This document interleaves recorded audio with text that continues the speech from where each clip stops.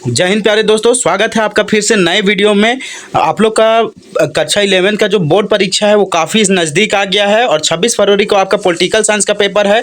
और अगर आपको भी टेंशन लग रहा है तो आपको टेंशन करने की कोई आवश्यकता नहीं है, क्योंकि आज के वीडियो में हम लोग साइंस के बहुत ही महत्वपूर्ण MCQ प्रश्न को देखेंगे जो परीक्षा में काफ़ी बार पूछे जा चुके हैं और इनके आने की संभावना काफ़ी ज़्यादा है।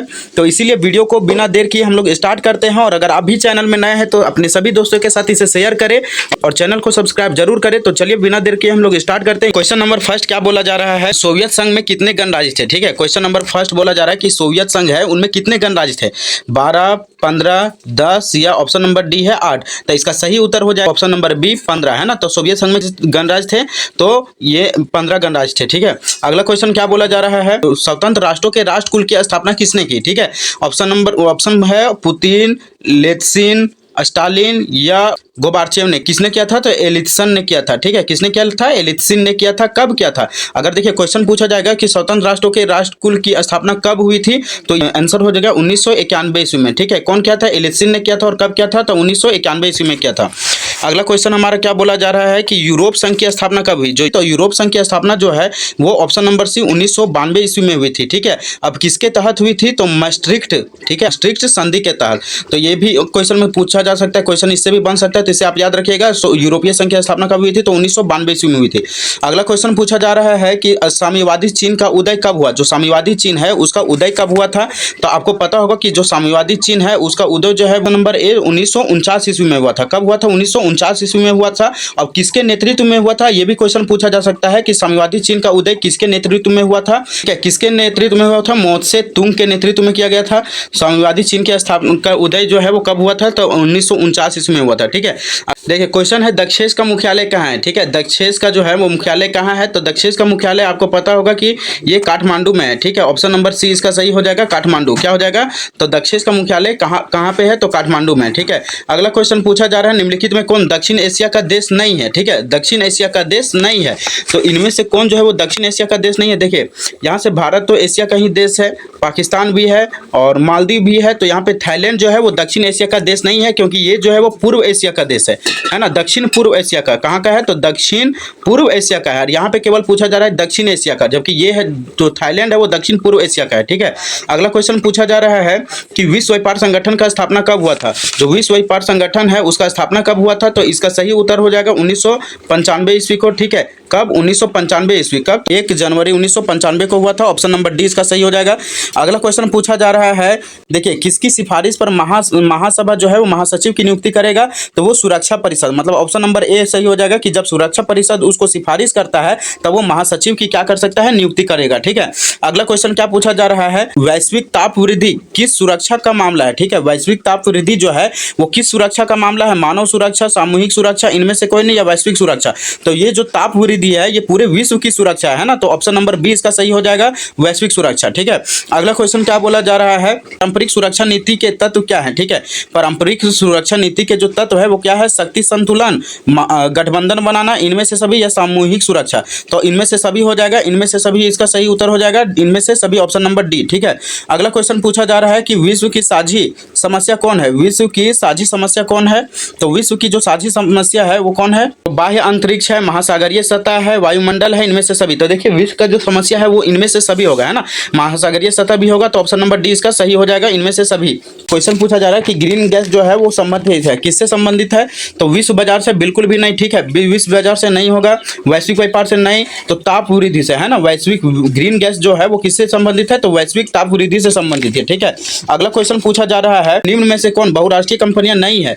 जो इनमें से बहुराष्ट्रीय कंपनियां जो है वो कौन नहीं है, तो फोर्ड मोटर्स है, ठीक है, सैमसंग भी है, कोका कोला भी है, जो पार्ले जी है वो पार्ले जो है वो बहुराष्ट्रीय कंपनियां नहीं है, तो ऑप्शन नंबर सी हो जाएगा, पार्ले। ठीक है, अगला क्वेश्चन पूछा जा रहा है कि भारत में किस प्रधानमंत्री ने आर्थिक उदारीकरण को शुरू किया था। ठीक है, तो उदारीकरण को किसने स्टार्ट किया था तो पीवी नरसिम्हा राव ने जो है वो स्टार्ट किया था, ऑप्शन नंबर ए सही हो जाएगा। ठीक है, अगला क्वेश्चन पूछा जा रहा है हमारा, किस भाषा के आधार पर 1953 में, किस भाषा के आधार पर 1953 में आंध्र प्रदेश का राज्य गठन किया गया था। एक भाषा के आधार पर जो है वो गठन किया गया था, और वो कौन सा भाषा था तो तेलुगु भाषा था। ठीक है, कौन सा भाषा था, तेलुगु भाषा था। अगला क्वेश्चन यहाँ पे पूछा जा रहा है कि राज्य पुनर्गठन आयोग में कुल कितने सदस्य थे। जो राज्य पुनर्गठन आयोग होता है उसमें कितने सदस्य थे, तो ऑप्शन नंबर सी सही हो जाएगा, 5।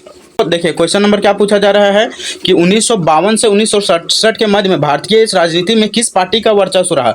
मतलब कि 1952 से 1967 ईस्वी के बीच जो है वो भारत में कौन सा पार्टी जो है वो सबसे महत्वपूर्ण साबित हुआ, कौन सा पार्टी का वर्चस्व था, दबदबा था, तब वो कौन था। आपको पता होगा कि कांग्रेस पार्टी। कौन सा था? कांग्रेस पार्टी। ठीक है, अगला क्वेश्चन पूछा जा रहा है कि जनसंघ है उनके संस्थापक कौन थे। अटल बिहारी वाजपेयी नहीं थे, दीनदयाल उपाध्याय भी नहीं थे, श्यामा प्रसाद मुखर्जी नहीं थे, देखिए ऑप्शन नंबर इसका सही हो जाएगा श्यामा प्रसाद मुखर्जी। लाल कृष्ण आडवाणी भी नहीं थे, है ना। तो जनसंघ के संस्थापक कौन थे? तो श्यामा प्रसाद मुखर्जी थे। ठीक है, ये बहुत इंपॉर्टेंट क्वेश्चन है, आप इसको याद कीजिएगा।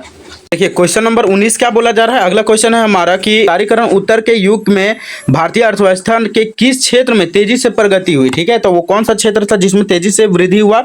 तो वो था ऑप्शन नंबर बी आपका इसका सही हो जाएगा, विनिर्माण क्षेत्र में। कौन से क्षेत्र में? तो विनिर्माण क्षेत्र में। अगला क्वेश्चन नंबर 20 हमारा क्या बोला जा रहा है कि देखिए किस पंचवर्षीय योजना में, ठीक है क्वेश्चन है, किस पंचवर्षीय योजना में बड़े उद्योगों के विकास पर बल दिया गया था। तो कौन सा पंचवर्षीय योजना था? वो तो दूसरा योजना था। ठीक है, जो कब से कब तक? तो 1961 से 1966 ईस्वी के बीच में चला था, दूसरी पंचवर्षीय योजना। ठीक है, अगला क्वेश्चन यहाँ पे क्या बोला जा रहा है, क्वेश्चन नंबर 21 है भारत अमेरिका नागरिक परमाणु सहयोग संधि पर किस वर्ष हस्ताक्षर किए गए थे। ठीक है, जो अमेरिका और भारत के बीच जो परमाणु संधि के बीच जो हस्ताक्षर किया गया था वो कब किया गया था? तो ये बच्चे ने गलत लगाया। ठीक है, ऑप्शन नंबर सी इसका सही हो जाएगा। 2008 में जो है वो परमाणु संधि हुआ था। ठीक है, कब हुआ था? तो 2008 ईस्वी में। ठीक है, अगला क्वेश्चन क्या बोला जा रहा है कि कौन सी रेखा भारत व बांग्लादेश के बीच सीमा निर्धारण करती है। मतलब कि जो बांग्लादेश और भारत के बीच की जो सीमा रेखा है उसे क्या कहा जाता है? तो रेड क्लिफ लाइन कहा जाता है। ठीक है, ये ऑप्शन नंबर सी इसका सही हो जाएगा। अगला क्वेश्चन पूछा जा रहा है कि 1969 में कांग्रेस के मतभेदों के कारण उसका राष्ट्रपति के लिए कौन सा प्रत्याशी चुनाव हार गया। ठीक है, देखिए 1969 में कांग्रेस के मतभेदों के कारण उसका राष्ट्रपति के लिए कौन सा प्रत्याशी चुनाव हार गया था। कौन? संजीव रेड्डी। इसका ऑप्शन नंबर सी हो जाएगा। ठीक है, कौन राष्ट्रपति चुनाव हार गए थे? तो नीलम संजीव रेड्डी। ठीक है, अगला क्वेश्चन पूछा जा रहा है कि इंदिरा गांधी द्वारा 1971 के आम चुनावों के समय कौन सा नारा दिया गया था। जो इंदिरा गांधी थी तो 1971 ईस्वी में जब उनका चुनाव हो रहा था तो उनमें कौन सा वो नारा दी थी? तो वो उनका प्रमुख नारा जो था वो था गरीबी हटाओ। ठीक है, मतलब वो जो है वो गरीब को हटाना चाहती थी और इसीलिए वो जो एक नारा दिए थे, क्या नाम था उसका? गरीबी हटाओ। ठीक है, अगला क्वेश्चन पूछा जा रहा है कि आपातकाल के दौरान कौन सा संविधान संशोधन पारित किया गया था। ठीक है, आपातकाल के दौरान कौन सा संविधान संशोधन हुआ था? तो वो हुआ था 42वां संविधान संशोधन। ऑप्शन नंबर ए इसका सही हो जाएगा। ठीक है, अगला क्वेश्चन पूछा जा रहा है, देखिए 1977 में जनता पार्टी शासन में कौन प्रधानमंत्री बना था। ठीक है, 1977 में जनता पार्टी शासन के कौन प्रधानमंत्री बना था? तो वो था विश्वनाथ प्रताप सिंह। गलत है। चंद्रशेखर भी गलत है। इंद्र कुमार गलत है। तो ऑप्शन नंबर बी इसका सही हो जाएगा, मोरारजी देसाई। कौन बने थे? मोरारजी देसाई। ठीक है, अगला क्वेश्चन पूछा जा रहा है कि धरतीपुत्र की धारणा का संबंध है, जो धरतीपुत्र है उनके धारणा का संबंध किससे है? ऑप्शन नंबर ए है उदारीवादी क्षेत्रवाद, राष्ट्रवाद से, अंतरराष्ट्रवाद से या संकीर्ण क्षेत्रवाद से। तो ऑप्शन नंबर डी इसका सही हो जाएगा। ये तीनों के तीनों गलत हो जाएंगे, है ना। तो ऑप्शन नंबर डी हो जाएगा, संकीर्ण क्षेत्रवाद से जो है वो धरतीपुत्र की धारणा का संबंध है। अगला क्वेश्चन पूछा जा रहा है 29 नंबर की अमृतसर के स्वर्ण मंदिरों को आतंकवादियों से मुक्त कराने के लिए कौन सा अभियान चलाया गया था। जो अमृतसर में स्वर्ण मंदिर है, गोल्डन टेम्पल है, उसको आतंकवादी से मुक्त करने के लिए कौन सा अभियान चलाया गया था? तो ऑपरेशन ब्लू स्टार। ठीक है, कौन सा? ऑपरेशन ब्लू स्टार जो है वो चलाया गया था। ठीक है, अगला क्वेश्चन क्या पूछा जाए, गठबंधन सरकार क्या है? गठबंधन सरकार जो है वो क्या है? वो समस्या है, औपचारिकता है, आवश्यकता है या इनमें से कोई नहीं। तो देखिए ये आवश्यकता के अनुसार से जो है गठबंधन किया जाता है ना। तो ये क्या है? तो आवश्यकता है। गठबंधन सरकार क्या है? आवश्यकता है। अगला क्वेश्चन, आखिरी क्वेश्चन क्या बोला जा रहा है, निम्न में से किस पार्टी का गठन एक महिला नेता के द्वारा किया गया था? कौन जो पार्टी है उसका जो है वो महिला के द्वारा इसका स्थापना किया गया था? तो तृणमूल कांग्रेस पार्टी का जो स्थापना है वो एक महिला के द्वारा किया गया था। ऑप्शन नंबर डी था इसका सही उत्तर। और ये थे आज के टॉप 30 प्रश्न जो कि परीक्षा में काफी ज्यादा रिपीटेड है। ठीक है, परीक्षा में काफी ज्यादा पूछे जाने की संभावना है। तो उम्मीद करता हूं कि ये वीडियो आप लोग को काफी अच्छा लगा होगा और आप परीक्षा में जाने से पहले इन सभी प्रश्नों की तैयारी अच्छे से कर लें। ठीक है, क्योंकि ये काफी ज्यादा रिपीटेड प्रश्न है, परीक्षा में काफी बार पूछे जा चुके हैं। तो मिलते हैं अगले वीडियो में, तब तक के लिए जय हिंद, धन्यवाद। चैनल को सब्सक्राइब करें और अपने सभी दोस्तों के साथ वीडियो को शेयर जरूर करें और परीक्षा के लिए आपको best of luck, all the best.